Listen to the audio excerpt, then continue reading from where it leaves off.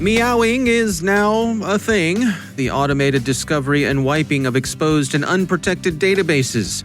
The U.S. indicts 2 Chinese nationals on 11 counts of hacking and reports evidence that Chinese intelligence services are now using cybercriminals as contractors.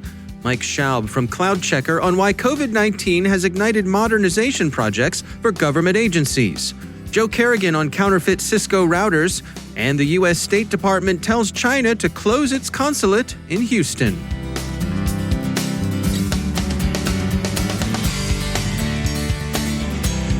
And now, a word from our sponsor, ExtraHop, securing modern business with cloud-native network detection and response. The massive shift to remote work has turned the reality of work on its head. With cloud and multi-cloud adoption, comprehensive visibility is more important than ever. But in order to protect your business, you need more than unified visibility. You need intelligence response workflows so teams can collaborate easily and act quickly. ExtraHop helps organizations like Wizards of the Coast detect threats up to 95% faster. As John Kreese, senior IT engineer, put it, quote, ExtraHop is helping us accelerate cloud adoption by ensuring our workloads are secure.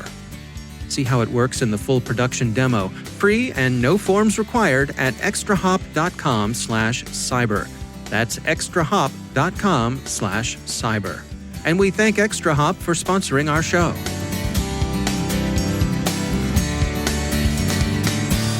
Funding for this CyberWire podcast is made possible in part by LastPass. LastPass is an award-winning security solution that helps millions of individuals in over 70,000 organizations navigate their online lives easily and securely.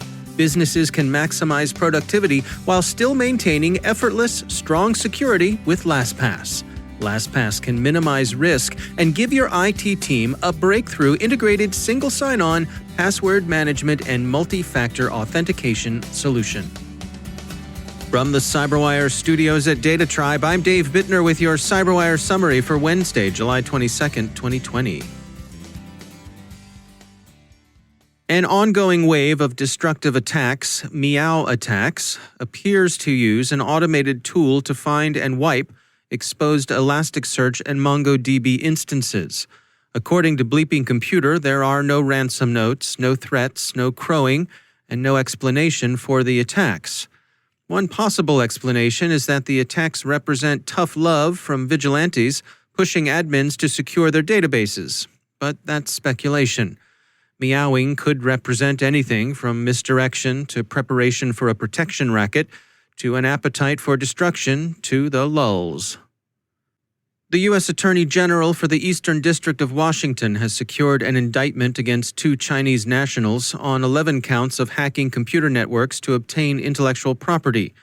They are said to have cast a wide net, working against targets in 11 countries and at least 12 economic sectors.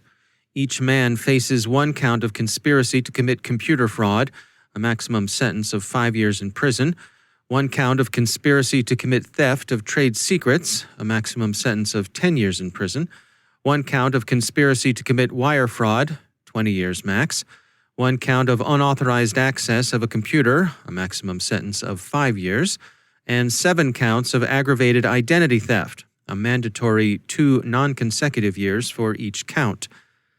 The investigation of the pair began when an intrusion into Department of Energy networks in Hanford, Washington was detected, and it moved on from there. The FBI said the 2 worked with the Guangdong State Security Department, the GSSD, of the Ministry of State Security, while also targeting victims worldwide for personal profit. Chinese nationals have been indicted by the U.S. before in connection with espionage, but these, most famously the PLA officer with the unfortunate hacker name of Ugly Gorilla, and his colleagues active against the metallurgical industry in Pennsylvania, were strictly on the government payroll, working on the PLA's dime. The indictment is therefore interesting in that it appears to represent the first case in which Chinese hackers have been indicted for both state-directed espionage and ordinary, self-interested cybercrime. In the Department of Justice press release that announced the charges, Assistant Attorney General for National Security John C. Demers said, quote, China has now taken its place alongside Russia, Iran, and North Korea in that shameful club of nations that provide a safe haven for cybercriminals in exchange for those criminals being on call to work for the benefit of the state, here to feed the Chinese Communist Party's insatiable hunger for American and other non-Chinese companies' hard-earned intellectual property, including COVID-19 research." End quote. Russian government use of cybercriminals in its espionage and influence operations was discussed in the Intelligence and Security Committee of Parliament report rendered in the United Kingdom earlier this week, and the U.S. intelligence community has long taken notice of how mobbed up Russian cyber operations can be. But some observers see a difference in national styles. The Washington Post spoke with some professional hood watchers in think tanks and security firms, and they tended to see the Russians as winking at cybercrime as long as the gangs keep their hands off the wrong targets, that is, the domestic and connected ones, and as long as they're willing to do the official security and intelligence organs favors when asked. The Chinese treat the criminals more like contractors and are content to let them profit on the side. In this case, while they allegedly stole trade secrets, spied on dissidents abroad, and assisted with influence operations, they also had a nice side hustle raiding Bitcoin wallets. The Justice Department thanked its international partners and the work the FBI's legal attachés did to coordinate the investigation with them. There was some international applause for the indictment, Yahoo notes, with Australian agencies, including the Australian Signals Directorate, in particular welcoming efforts to hold bad actors to account. So, the two Chinese hackers each face a possible maximum of 40 years in U.S. federal prison, but since cybercriminals work locally even as they act globally, both of the accused are still in China, and so have the proverbial snowball's chance of extradition to the U.S., unless, of course, they're inattentive in their selection of international vacation spots and decide to honeymoon in a place that has a good extradition treaty with the U.S., or even a less formal willingness to cooperate with the Americans. Just ask Roman Valerich Seleznyov. He's the sometime proprietor of Carter Planet, who goes by the hacker names Track2 and Bulba, son of a Russian Duma member and convicted hacker, now a guest at the Federal Correction Complex Butner in North Carolina, a medium-security Club Fed. His reservation runs through 2043. In 2014, Mr. Seleznyov was incautious enough to check into the Kanafushi Resort in the Maldives, where a special arrangement negotiated with the local government by the U.S. Secret Service facilitated his arrest and transportation to the U.S. So travel with care. We hear Wuhan is nice this time of year. COVID-19 has ignited necessary modernization projects for government agencies, along with the push for necessary funding to see said projects through. Mike Schaub is Information Security Manager from cloud management platform supplier CloudCheckr. So I think with the government, you've seen that they've struggled a bit with trying to scale up with the COVID-19 response and ran into some trouble with their systems. Some examples of that with your stories about the IRS looking for COBOL programmers trying to get the stimulus checks printed, and the unemployment websites being inundated with filings and just struggling to even keep up. So it's caused a strain, due to the unprecedented issues that COVID has put forth. Where were these agencies before COVID hit? In terms of being behind the eight ball or ahead of the game, where did they stand? I think different agencies were different places. There was definitely some looking towards modernization. And then in 2017, they were looking forward. They put out the Modernization Government Technology Act. It was signed into law. It'd give the ability for agencies to start setting aside some funds towards modernization. But I think you've seen agencies have struggled to kind of advance these efforts or get that funding, because that did not come with funding within it. It just gave them a mechanism for creating funds so they can set aside funds to use towards the modernization. Now, in terms of the agencies reaching out to Congress to ask for more funding, Are they being effective in that messaging? Is Congress being receptive? Well, with COVID in the House and the CARES Act, we saw it was proposed $3 billion towards modernization as part of the CARES Act. But in the end, it ended up only getting close to like 500 million of that passed towards modernization things.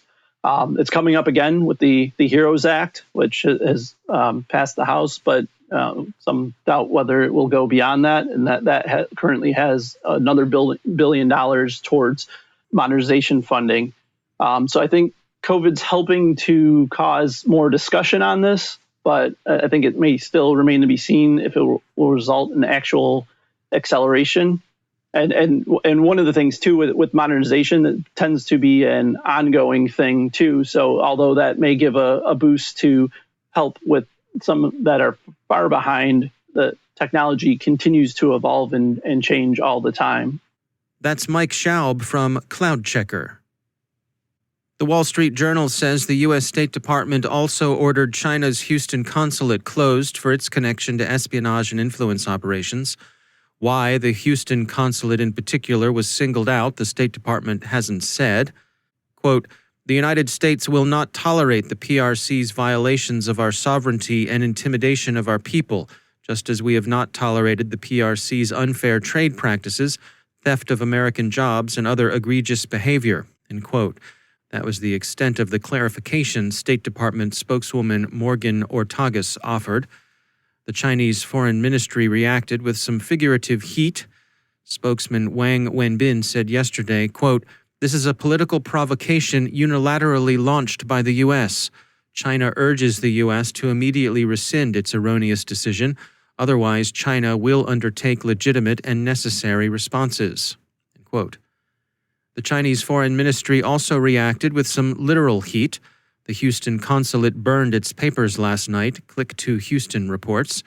The Houston Fire Department showed up, but of course couldn't enter to put the fire out, the consulate's grounds being a privileged diplomatic space, but at least they were there to keep the flames from jumping to the neighborhood. Burning your diplomatic papers is a traditional sign of either self-protection against a hostile host government or evidence of some guilty knowledge. You can take your pick, but whatever else they were up to, the consular staff wasn't toasting s'mores.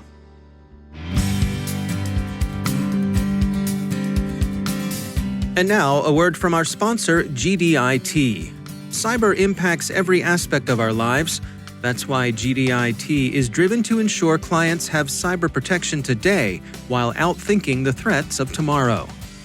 GDIT secures today, embedding resilient cyber solutions into every aspect of the mission, from fortifying our nation's critical infrastructure to securing the tactical edge.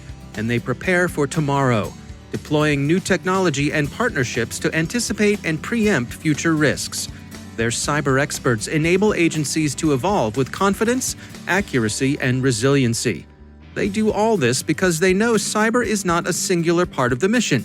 It's the thread that runs across every endpoint, every network, and every person. By proactively protecting, instantly responding, and constantly evolving, GDIT makes today secure and tomorrow smarter. Learn more at gdit.com/cyber.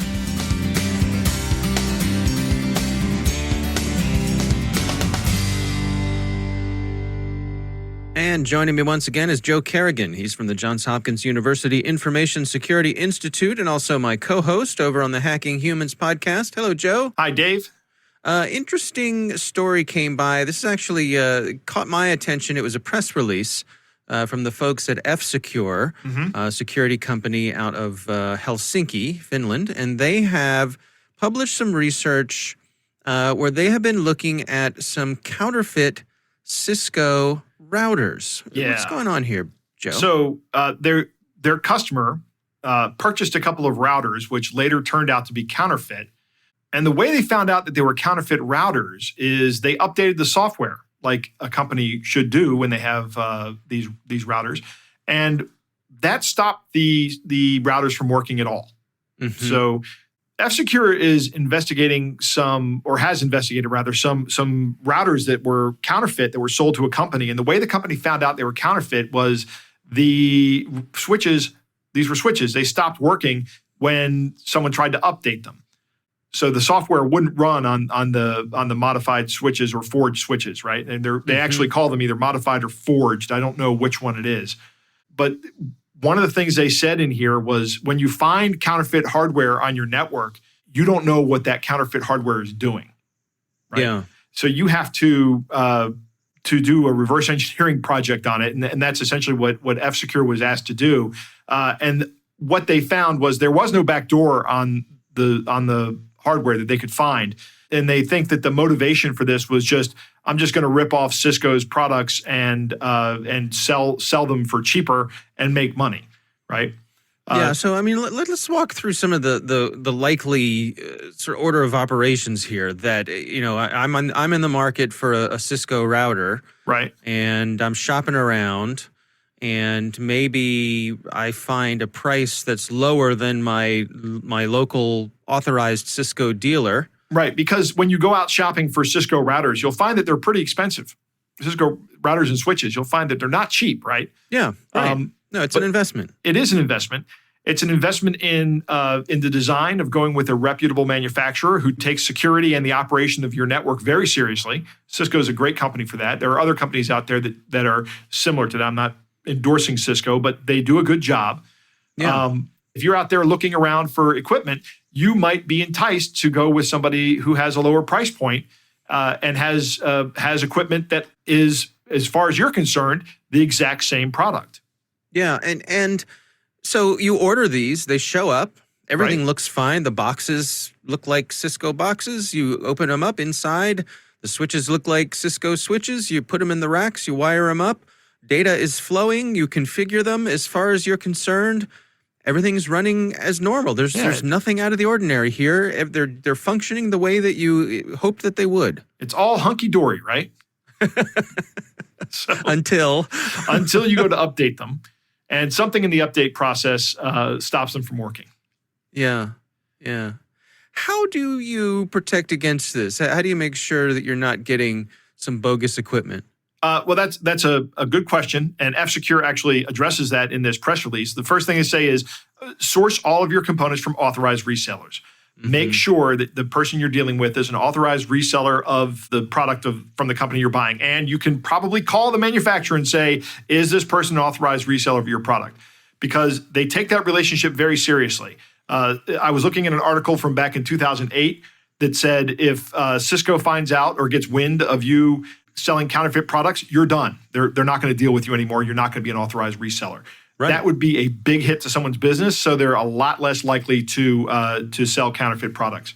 So look for that authorized reseller. Yeah, I mean, I suppose, too, if you're an organization that is looking to save some money, maybe you're a nonprofit or something like that, you also have to be careful about the used market, because if you were shopping around for a used Cisco router, you say, well, here's a way to save some money on a name brand device. Yeah. That could be a counterfeit unit as well. Absolutely. It could be counterfeit or modified. Yep. Mm-hmm. One of the things they say is that make sure that everything runs the latest available software provided by the vendor. I'm actually kind of pleased that the software on these caused the routers to brick.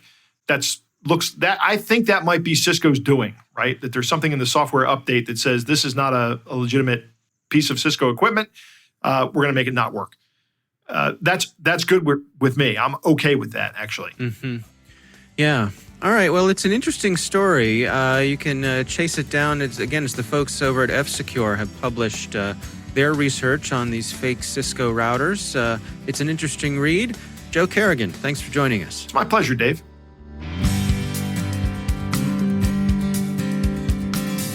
And that's the CyberWire.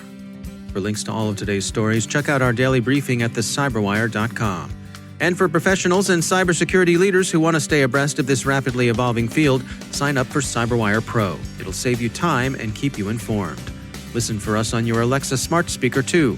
Thanks to all of our sponsors for making the CyberWire possible, especially our supporting sponsor, Proofpoint's Observe It, the leading people-centric insider threat management solution. Learn more at observeit.com.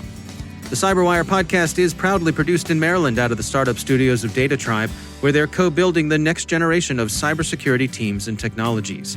Our amazing CyberWire team is Elliot Peltzman, Peru Prakash, Stefan Vaziri, Kelsey Bond, Tim Nodar, Joe Carrigan, Carol Terrio, Ben Yellen, Nick Valecki, Gina Johnson, Bennett Moe, Chris Russell, John Petrick, Jennifer Iben, Rick Howard, Peter Kilpie, and I'm Dave Bittner. Thanks for listening. We'll see you all back here tomorrow.